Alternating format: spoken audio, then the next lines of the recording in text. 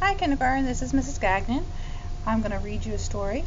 I enjoyed meeting you the past couple days and I'm looking forward to tomorrow because this should be your first day of kindergarten, and half of us will be here today and half of us will be here tomorrow. So some of you will be listening to it now and then some of you will be listening to it tomorrow.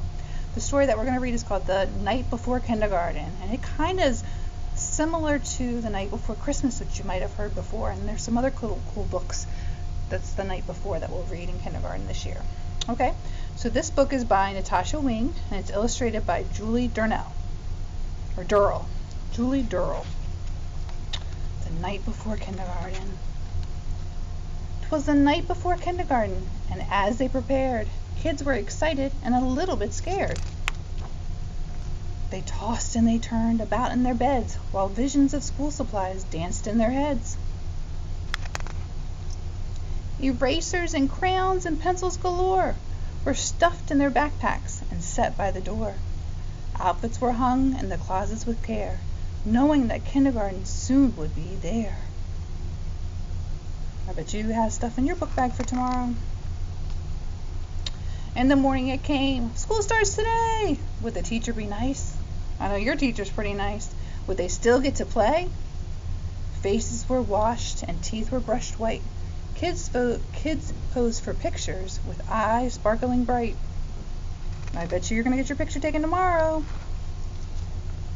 Parents packed snacks and kids hopped in cars as if they were boarding a spaceship to Mars. Some kids bought blankets or their favorite stuffed bear in hopes that they could nap like they did in daycare. There's no napping in kindergarten though. Their parents exclaimed, "You're big kids, wow! Let us hold your bears and blankies for now." That's right, you leave those at home, and when you get home, you can give them a big hug. It says Kindergarten 1, and that's our classroom too, Kindergarten 1. The parents were worried their children would cry if they left them at school with just a goodbye. So they told their darlings, "If you want, we can stay, and make sure that everything will be A-OK." The teacher then greeted each one with a smile and invited the students to stay for a while.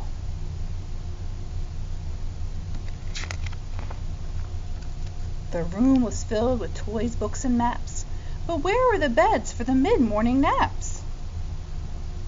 Remember, we don't nap in kindergarten. They colored and painted and played Simon Says, and tumbled and skipped and stood on their heads. We won't be doing this in our classroom. Maybe you will in PE, but not in Mrs. Gagnon's classroom. We don't want to get hurt. They sang silly songs from beginning to end. Within just a minute, each kid had a friend.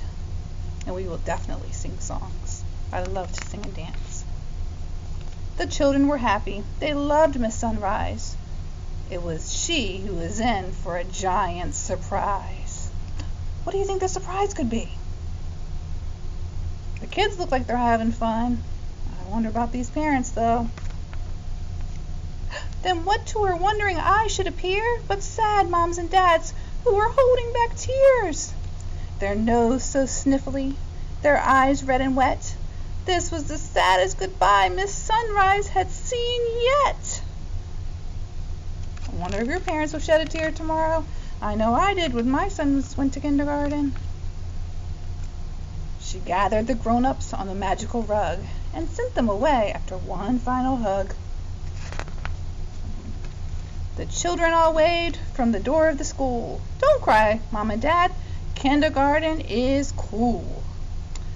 I hope we have a fun day tomorrow with you guys, and I know everyone's going to say kindergarten is cool when you leave here. I will see you later. Have a good night. Sweet dreams.